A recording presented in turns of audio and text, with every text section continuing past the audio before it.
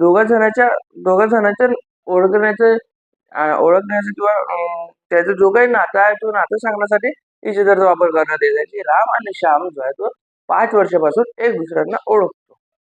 एक दुसऱ्यांना आपसात एक दुसऱ्या दोन व्यक्तीसाठी इज अदरचा वापर केला जाते. 5 वर्षापासून दोघ जण ओळखत आहे. आरशी आणि परशा लव इज अदर.